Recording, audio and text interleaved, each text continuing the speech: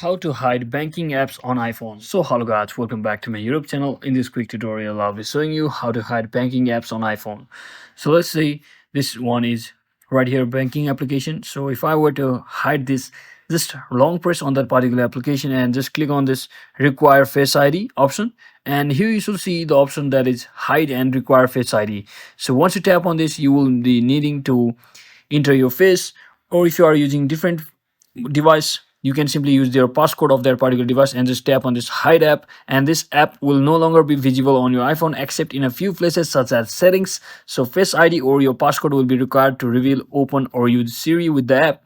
So once you tap on this hide app, now as you can see, whenever I search in for that particular application, it doesn't show. And to finally get it back or to view it, the hidden application, you can simply head over to your app library section and just click on this hidden folder at the bottom of your screen, and as long as your face ID matches, you should be able to view that application just like that. So that is it for today guys. I hope this video was helpful. If it was, don't forget to like and subscribe to the channel. See you on the next one.